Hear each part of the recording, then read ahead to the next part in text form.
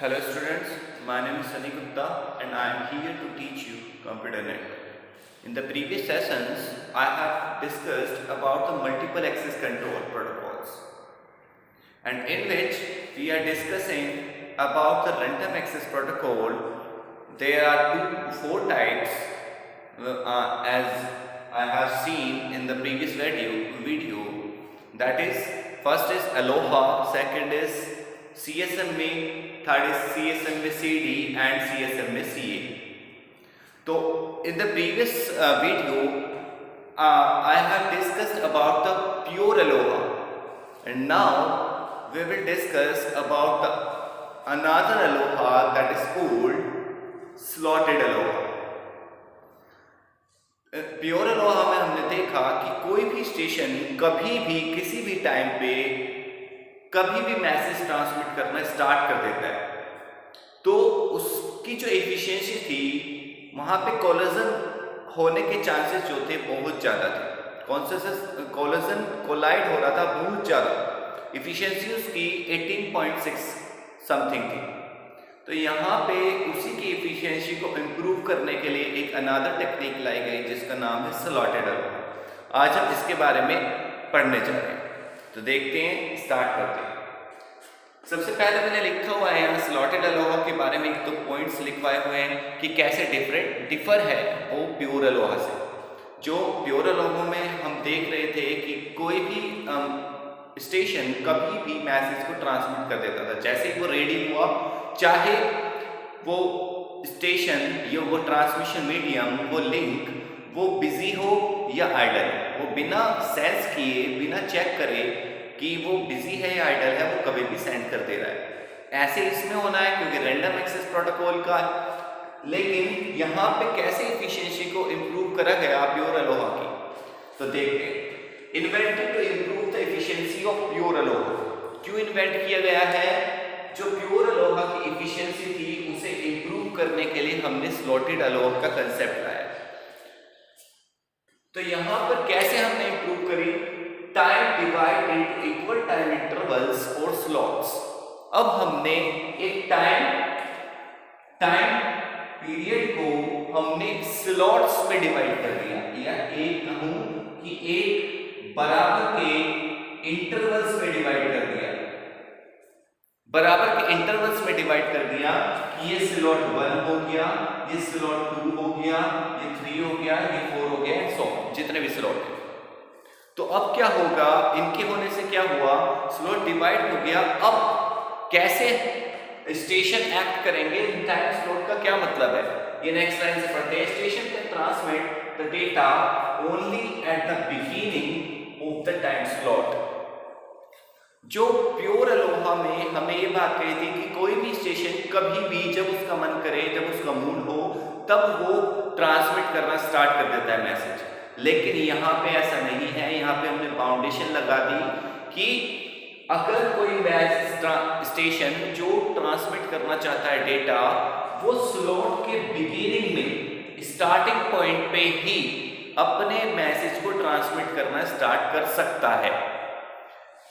जो बिगिनिंग है, ये स्लॉट 1 है, वो स्लॉट 1 के बिगिनिंग, यहां से इसकी बिगिनिंग हो रही है, यहां पे एंड हो रहा है, फिर नेक्स्ट की बिगिनिंग, फिर नेक्स्ट एंड, फिर बिगिनिंग, फिर एंड, फिर बिगिनिंग, फिर एंड, जो भी एंड सो।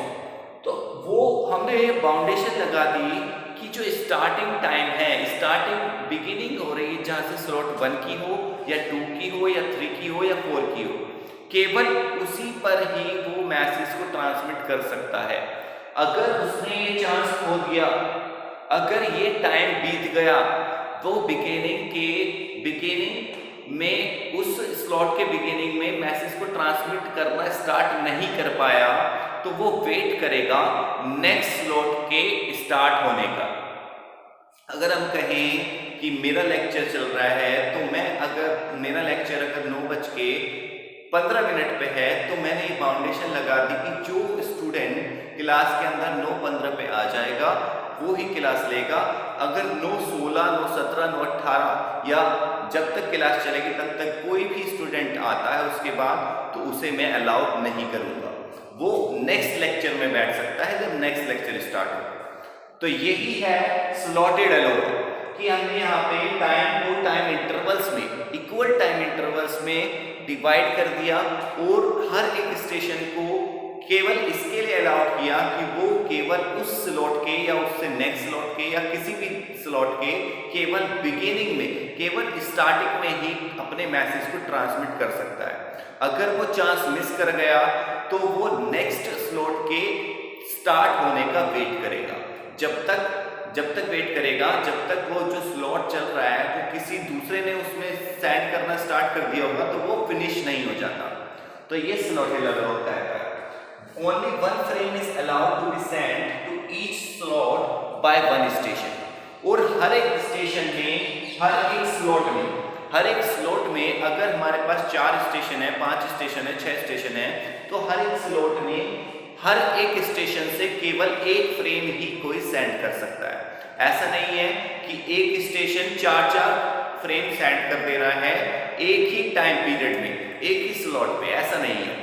क्योंकि हमने यहाँ देख लिया कि हम केवल बिगिनिंग पे कर सकते हैं, तो बिगिनिंग पे करेगा कोई स्लॉट करना स्टार्ट कर दिया तो एक साथ केवल एक ही फ्रेम स्टार्ट करना है बाय वन स्टेशन। एक स्टेशन के द्वारा केवल एक टाइम स्लॉट में केवल एक ही फ्रेम सेंड किया जा सकता है और दूसरे स्टेशन जो है वो भी केवल एक ही ट्रांसमिट कर सकते हैं एक स्लॉट में, लेकिन केवल कब करेंगे जब वो स्लॉट स्टार्ट हो रहा है, बिगिन हो रहा है। अगर वो टाइम पास हो गया तो नेक्स्ट स्लॉट के होने का वेट करेंगे।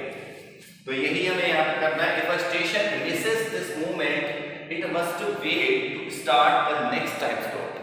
अगर किसी भी स्टेशन ने वो टाइम मिस कर दिया, उसकी स्टार्टिंग जहां से हो रही थी टाइम स्लॉट की वो मिस कर दिया, वो डेटा को सेंड करना स्टार्ट करना नहीं कर पाया, तो वो नेक्स्ट टाइम स्लॉट का वेट करेगा। अब ये टाइम कितना भी हो सकता है, रैंडम टाइम क्या होगा, टाइम ये मैं अभी बताऊंगा, एक्सप्लेन करूंगा कि क्या टाइम होगा। तो ये मैंने स्लॉटेड अलोहा के बारे में बताया, कैसे डिफरेंस हुआ, कैसे डिफर हुआ प्लूरल और से। उसमें कभी भी जब उसका मन करता था ट्रांसमिट करना स्टार्ट कर देता था। हमने देखा हमने देखा मान लो ये टाइम है तो एक स्टेशन 1 है, स्टेशन 1 ने ये डेटा सेंड करना स्टार्ट करा, लेकिन इसके फिनिश होने से, या मान लो वो यहाँ फिनिश हो रहा था तो इसके फिनिश होने से पहले ही किसी दूसरे स्टेशन ने डेटा को सेंड करना स्टार्ट कर दिया। तो यहाँ पे जो इतना पोर्शन था, ये वाला जो इतना पोर्शन था, यहाँ पे ये कोलिजन डिटेक्ट हो गया, कोलिजन अकर हो गया। लेकिन अब क्या होगा, वो अगर टाइम स्लॉट यहाँ तक का है, मींस इसका टाइम यहाँ से लेके यहाँ तक का है, यहाँ से लेके स्टार्ट करा और यहाँ पे फिनिश करेगा वो टाइम स्लॉट, वो तो यहाँ पे फिनिश करेगा। अगर वो कोई दूसरा स्टेशन रेडी है अपने डेटा के साथ और सेंड करना चाहता है इस पॉइंट पे, तो फिर भी वो नहीं कर पाएगा, क्योंकि हमने कहा कि केवल स्टार्टिंग पॉइंट से ही वो सेंड कर सकता है किसी भी स्लॉट के। तो वो वेट करेगा इतने टाइम वो वेट करेगा, और जैसे ही इसका काम खत्म हो जाएगा, ये फिनिश कर देगा अपने डेटा को ट्रांसमिट करना, स्लॉट खत्म हो जाएगा तो नेक्स्ट स्लॉट स्टार्ट होगा, तो वो यहाँ से स्टार्ट करेगा, यहाँ से ना करके वो यहाँ से स्टार्ट करेगा, और जितना भी उसका ट्रांसमिशन टाइम होगा, जितना भी वो टाइम ले रहा होगा अपने पैकेट को, अपने फ्रेम को फॉरवर्ड करने में, ट्रांसमिट करने में, उतना उसका टाइम स्लॉट तक कोई दूसरा स्टार्ट नहीं कर पाएगा। अगर किसी ने बिगिनिंग में ना करा हो, बीच में से नहीं कर पाएगा, ना तो इस पॉइंट पे कर पाएगा, ना इस पॉइंट पे, ना इस पॉइंट पे, ना इस पॉइंट पे, तो केवल नेक्स्ट स्लॉट के स्टार्टिंग से फिर स्टार्ट होगा। फिर कोई अगर दूसरा करना चाहता है तो वो ना तो इस पॉइंट पे, इस पॉइंट पे, ना इस पॉइंट पे, फिर वो जब तक फिनिश नहीं होगा जब तक वो वेट करेगा।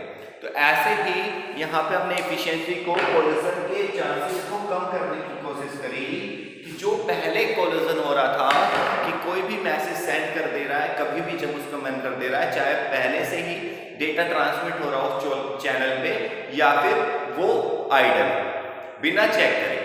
यहाँ पे हमने टाइम स्लॉट दे दिया कि एक स्टेशन इस टाइम स्लॉट के बिगिनिंग में ही डेटा को सेंड करना स्टार्ट करेगा। अगर वो, और फिर जब तक वो डेटा पूरा ट्रांसमिट नहीं हो जाएगा, मींस स्लॉट खत्म नहीं हो जाएगा, तब तक कोई दूसरा स्टेशन दूसरे डेटा को सेंड नहीं कर पाएगा। अगर किसी ने, दूसरे स्टेशन ने उसी बिगिनिंग पोजीशन पे स्टार्ट करना शुरू नहीं किया होगा तो। अगर कर दिया तो यहां भी चांसेस है कोलिजन होने के। किस केस में कि किसी एक से ज्यादा स्टेशन ने, चाहे वो 2 हो चाहे वो 4 हो, एक ही पॉइंट पे एक ही टाइम, जैसे ही टाइम स्लॉट हुआ एक ही टाइम पे 2 स्टेशन या 3 स्टेशन ने अपने मैसेज को ट्रांसमिट करना स्टार्ट कर दिया, तो उस केस में यहाँ पे भी कोलिजन अकर हो सकता है। लेकिन जो चांसेस थे प्योर अलोहा में, उसकी इफिशियंसी को इंप्रूव करा गया है यहाँ पे। अभी बात करेंगे इफिशियंसी की, कैसे इंप्रूव हुई उसकी इफिशियंसी। तो मैंने बताया station misses this movement, it must wait to start the next time slot. वो वेट करेगा नेक्स्ट टाइम के स्लॉट के स्टार्ट होने का। अब यहाँ पे there is still the possibility of collision, यहाँ पे भी पॉसिबिलिटी है, क्योंकि जैसे मैंने बताया कि एक टाइम स्लॉट ये है, तो स्टिल इसमें स्टेशन 1 स्टेशन 2 दोनों ही ट्रांसमिट करना स्टार्ट कर दें, तो यहाँ पे भी कोलिजन अकर हो जाएगा, क्योंकि ये रोक तो सकता नहीं है किसी को। अगर वो स्टार्टिंग में कर रहा है तो बिल्कुल करेगा, वो रोकेगा नहीं। लेकिन हाँ, अगर वो स्टार्टिंग में नहीं कर पाया, इतना टाइम उसने वेस्ट कर दिया, तो वो यहाँ से स्टार्ट नहीं कर सकता, यहाँ से स्टार्ट नहीं कर सकता, फिर उसे नेक्स्ट स्लॉट के स्टार्ट होने का वेट करना पड़ेगा, तब अब अपने डेटा को ट्रांसमिट कर सकता है। तो ये है स्लॉटेड अलोहा। अब बात करते हैं इसकी एफिशिएंसी और क्या वल्नरेबिलिटी है, क्या वल्नरेबिलिटी टाइम है। वल्नरेबल टाइम क्या है, जो हमने देखा था वल्नरेबल टाइम प्योर अलोहा में वल्नरेबल टाइम देखा था हमने, Vt इक्वल्स टू आर था 2 into ट्रांसमिशन टाइम। तो इधर भी उससे पहले भी उतना ट्रांसमिशन टाइम जो था हम इक्वल सबको एज्यूम करके चल रहे थे, ऐसे ही हम इक्वल एज्यूम इसमें करके चलेंगे कि सबको, सारे फ्रेम्स को एक ही टाइम लग रहा है, ट्रांसमिशन टाइम एक ही है सारे फ्रेम्स को सेंड होने का। तो 2 into ट्रांसमिशन टाइम था कि ना तो उतना पहले उतने टाइम तक किसी ने पहले सेंड किया हो और ना ही उसके बाद में कोई सेंड कर रहा हो, तो हमारी वल्नरेबल टाइम 2 into tt था ट्रांसमिशन टाइम, वल्नरेबल टाइम। लेकिन इस केस में क्या है, जो ये स्लॉट बना रहे हैं हम, ये स्लॉट बना रहे हैं, ये स्लॉट 1, ये स्लॉट 1, ये स्लॉट 2, स्लॉट 1 स्लॉट 2 बना रहे हैं, इनका जो टाइम हमने लिया है वो है tt, मींस जितना ट्रांसमिट करने में टाइम लग रहा है किसी भी एक फ्रेम को। एक स्टेशन 1 बिगिनिंग में स्टार्ट कर रहा है, बिल्कुल स्लॉट के स्टार्ट होने से, और कब तक चलेगा वो स्लॉट, जब तक वो पैकेट, वो फ्रेम पूरा ट्रांसमिट नहीं हो जाता। इसका मतलब क्या है कि जितना उस पैकेट को, उस फ्रेम को ट्रांसमिट होने में टाइम लग रहा है, वो ही उस स्लॉट का टाइम है। Are you getting my point, कि इसने यहाँ पे किसी भी एक स्टेशन 1 ने इस पॉइंट पे स्टार्ट किया अपने पैकेट को, अपने फ्रेम को ट्रैवल कराना स्टार्ट करा, ट्रांसमिट कराना, और एक एक करके बिट वो डालता जा रहा है चैनल पे, और यहाँ पे उसके सारे बिट्स रिसीव हो रही है, तो यहाँ पे ट्रांसमिट होने का काम उसका खत्म हो रहा है। तो नेक्स्ट टाइम स्लॉट इसके बाद से स्टार्ट हो जाएगा। जैसे इसने फिनिश करा, स्टेट हो गई बिल्कुल आइडल, खत्म हो गया, ट्रांसमिटर में कोई भी फ्रेम ट्रांसमिट नहीं हो रहा है। तो अब ये इसका मतलब कि जितना टाइम उसे लग रहा है ट्रांसमिट करने में, मींस ट्रांसमिशन टाइम जो है वो ही उस स्लॉट का टाइम इंटरवल्स है, कि हर एक हम एज्यूम करके चल रहे हैं, हर एक फ्रेम को, जितने भी स्टेशन है उसके हर एक फ्रेम को ट्रांसमिट होने में टाइम लग रहा है tt, तो वो स्लॉट का टाइम क्या है tt। तो अब जैसे ये फिनिश करेगा, नेक्स्ट स्लॉट शुरू हो जाएगा। अगर कोई दूसरा जो वेट कर रहा था कि वो तैयार है अपने फ्रेम के साथ, वो ट्रांसमिट करना चाहता है, तो वो इस स्लॉट के स्टार्टिंग पॉइंट से स्टार्ट कर सकता है, चाहे वो एक स्टेशन हो, चाहे वो 2 स्टेशन वेट कर रहे हो। अगर एक स्टेशन है तो बहुत अच्छी बात है, कोलिजन नहीं होगा। लेकिन अगर एक से ज्यादा स्टेशन ठीक उसी स्टार्टिंग पॉइंट पे स्टार्ट कर देते हैं, तो यहाँ पे कोलिजन अकर हो जाएगा। तो यहाँ पे still the possibility of collision, और वल्नरेबल टाइम मैंने लिखा हुआ है Vt इक्वल्स टू tt। अगर इसका मतलब क्या है, उसमें 2 into ट्रांसमिशन टाइम था, ये t है, ये tt है। अगर इसमें वल्नरेबल टाइम क्या क्या है, ये टीटी। अगर इसके अंदर किसी ने स्टार्टिंग पॉइंट के अंदर किसी दूसरे स्टेशन ने भी स्टार्ट कर दिया होगा तो चांसेस हैं कोलिजन के अकर होने के। अगर ये टीटी टाइम पास हो गया, निकल गया, इतना टाइम यहां से स्टार्ट करा, यहां तक किसी ने स्टार्ट नहीं करा, मींस स्टार्टिंग पॉइंट पे नहीं करा था, तो वो कोलिजन अकर हो गई नहीं। तो वल्नरेबल टाइम क्या है, टीटी। वीटी क्या है, वल्नरेबल टाइम, और टीटी क्या है, ट्रांसमिशन टाइम या स्लॉट टाइम। जितना भी टाइम का स्लॉट बना रहे हैं, ट्रांसमिशन टाइम, जितना एक फ्रेम को ट्रांसमिट करने में टाइम लग रहा है उस टाइम को हम ट्रांसमिशन टाइम कह रहे हैं। तो TT time equals to VT time. अब बात करते हैं इसकी एफिशिएंसी की। क्या एफिशिएंसी है इसकी, कितने प्रतिशत ये बेटर साबित है और कितना फायदेमंद है, कितना बेटर है प्योर एलोहा से, उसकी एफिशिएंसी क्या थी और इसकी एफिशिएंसी क्या थी। वल्नरेबिलिटी मैंने दोनों की बता दी कि उसकी 2 × टीटी थी, इसकी टीटी है, तो उससे आधी वल्नरेबिलिटी इसकी होगी। अब बात करते हैं इसकी एफिशिएंसी की। तो एफिशिएंसी क्या है इसकी, एफिशिएंसी इसकी G × e⁻⁻g, जो मैंने लिखी हुई है यहाँ पे G × e⁻⁻g। अब यहाँ पे G क्या है, G क्या है, यहाँ पे G है जितने नंबर, G की वस्तु क्या है, जितने नंबर ऑफ स्टेशंस ट्रांसमिट करना चाहते हैं अपने डेटा को उस पर्टिकुलर टाइम स्लॉट में। ये number of station who wants to transmit the data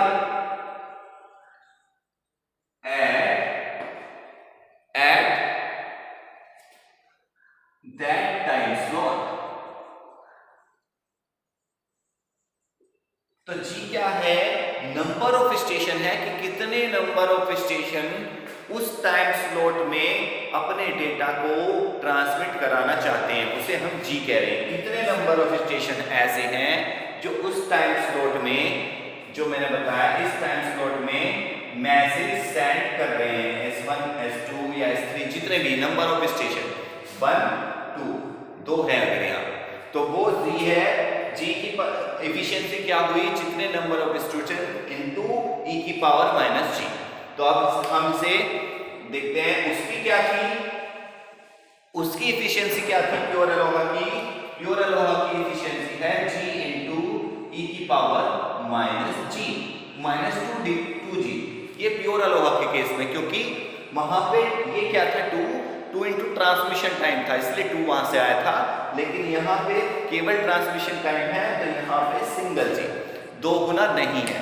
यहाँ पे 2 माइनस, वहां पे प्योर एलोहा में -2g और स्लॉटेड एलोहा में केवल -g। G क्या है, number of station who wants to transmit the data at that time slot.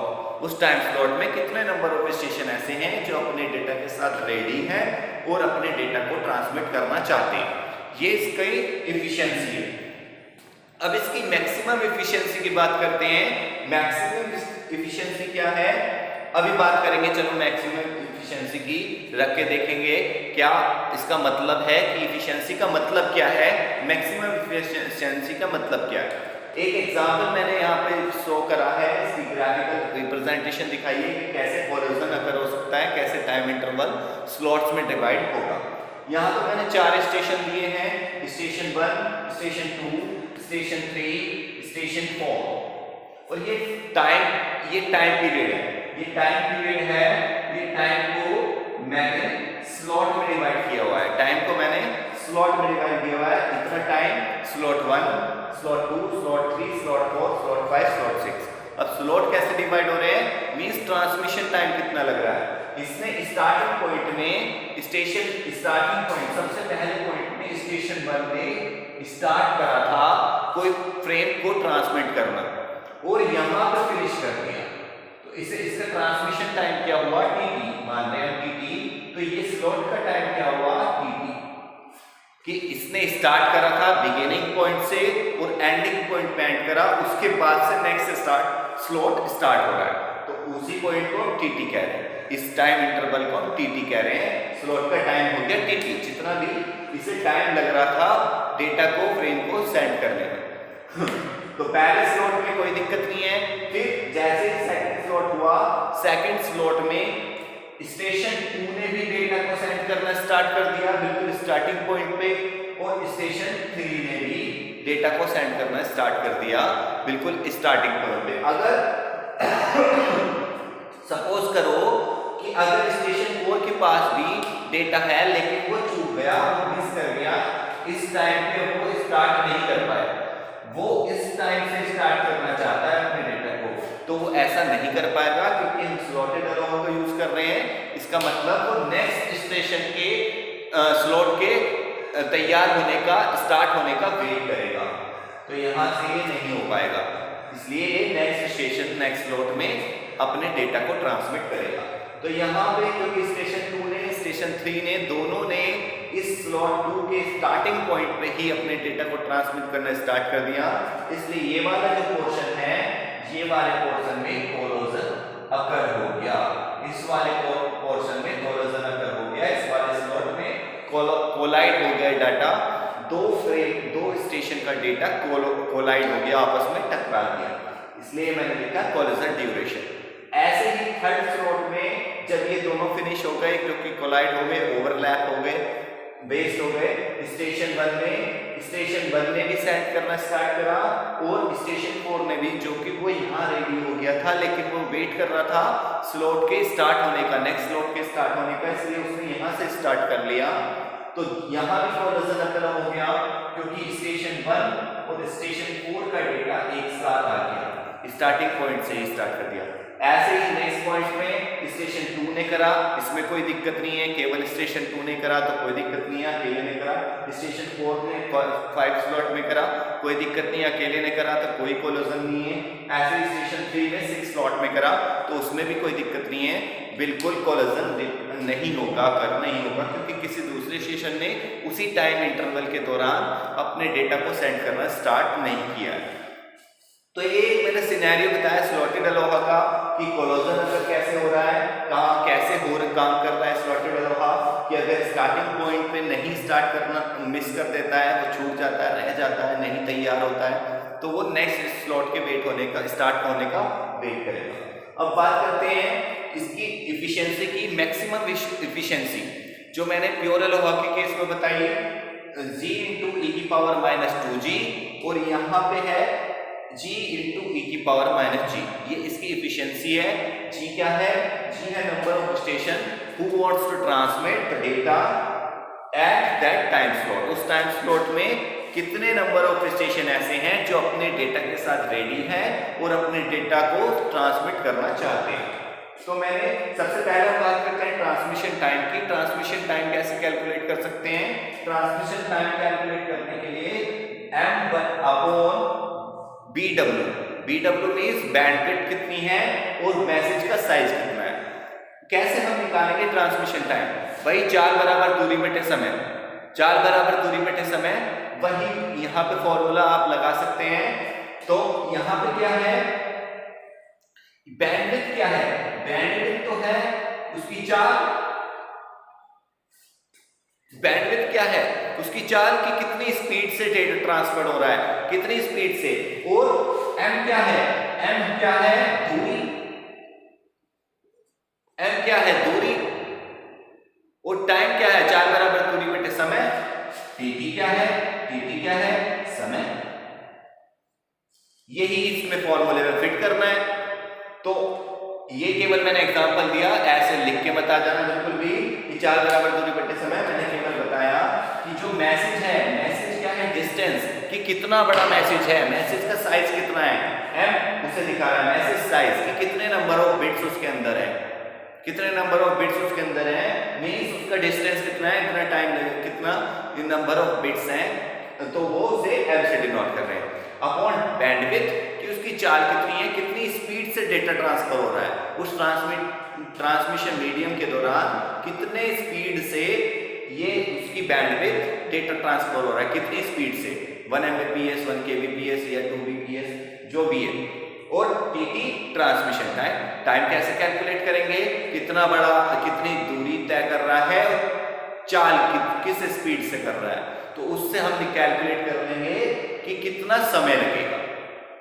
तो यही है dt equals to m upon bw, message size, number of bits, m equals to bw means bandwidth और tt equals to transmission time.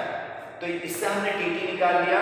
जो हम वुलनेरेबल time निकालेंगे अगर कहीं given हो ये चीजें, तो आप वुलनेरेबल टाइम कैलकुलेट कर सकते हैं। उसके बाद है इफिशिएंसी।